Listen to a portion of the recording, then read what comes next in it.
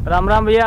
राम राम राम। मेरा नाम जमुना लाल है और मैं सस्ता रतलाम से आया हूँ। आप अपना नाम बताएंगे? मेरा नाम भेरूलाल राठौर है। मैं गांव करमदी का एक किसान हूँ। भैया मैं जस्ट निकल रहा था, मैंने देखा आप ये नीम के पत्ते और बोरा लेके कुछ कर रहे हैं, तो आप क्या कर रहे हो मुझे थोड़ा बताओगे?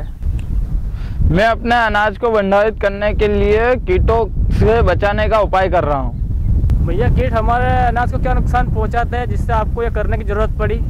यदि हमारे अनाज को सही सुरक्षित ढंग से भंडारण नहीं किया जाए तो उसमें कीटों का प्रकोप बहुत अधिक हो जाता है, जो कि हमारे अनाज को खाकर हमारे अनाज को नुकसान पहुँचाते हैं।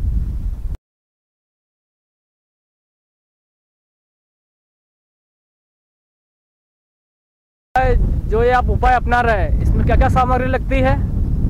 इसमें जो सामग्री लगती है वो मैंने सभी सामग्री इकट्ठी कर रखी है। आइए आपको मैं बताता हूँ। सबसे पहले हम आवश्यकता अनुसार एक बड़े तपेले में पानी लेंगे।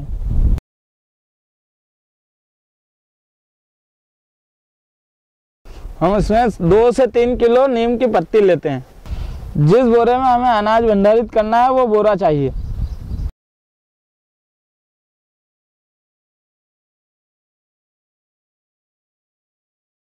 आपने सभी सामग्री तो मुझे बता दी, इसको करते कैसे बताएंगे? सबसे पहले जो हमारे पास तपेला है उसमें हम पानी लेंगे और इसके बाद हम जो ये अपन ने पत्ती ली है 3 से 4 किलो वो इस पानी में हम मिला देंगे।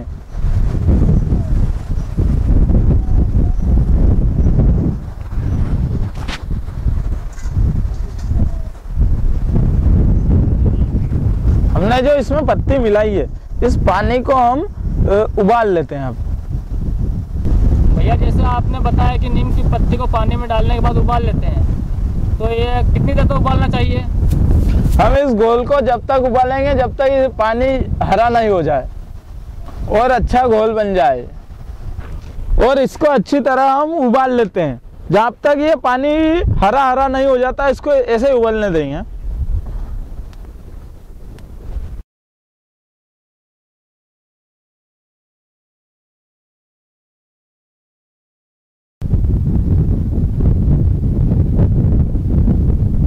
ये पानी अब उबल कर तैयार हो गया है और जो नीम का रस है वो इस पानी में आ गया है। अब जब हमें जिस बोरों में हमें जो अनाज भंडारित करना है वो बोरे हम एक एक करके इसके अंदर अच्छे डुबो देंगे, उसमें गीला कर लेंगे और इसके बाद इन बोरों को हम अच्छी तरह डुबोने के बाद हम इन बोरों को धूप में सुखाने के लिए रख देंगे।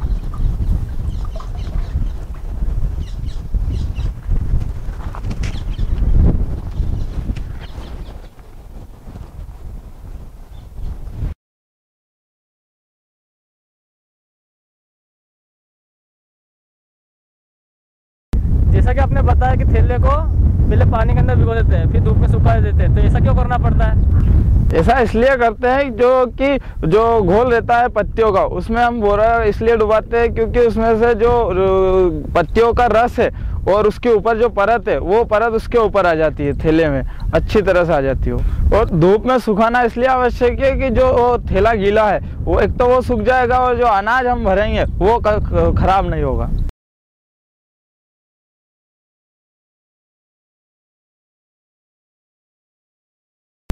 टाट के बोरे को सुखाने के बाद क्या करना पड़ेगा? उसके बाद हम उस बोरे में नीम की पत्ती डालकर उसके ऊपर धान डाल देंगे, अनाज डाल देंगे उसमें और उसको व्यवस्थित तरीके से सील देंगे और सुरक्षित स्थान पर रख देंगे।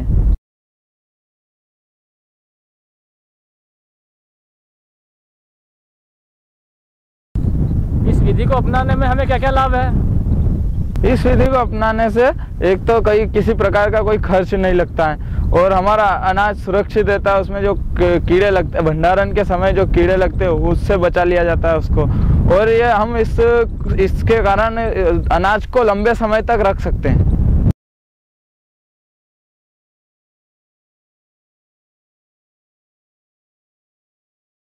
भैया आज आपने मुझे अनाज भंडारण करने के लिए इतनी अच्छी जानकारी बताई, तो आप अपने आसपास के किसान भाइयों को कुछ संदेश देना चाहेंगे? मैं अपने आसपास के किसान भाइयों को संदेश देना चाहता हूं कि ये इस विधि के द्वारा सभी अपना अनाज का भंडारण करें तथा वो बिना खर्च के अपने अनाज को सुरक्षित रखकर लाभ कमाएं। भैया आपने मुझे इतनी अच्छी जानकारी दी है, इसके लिए संस्था की ओर से आपको बहुत बहुत धन्यवाद। राम राम। राम राम।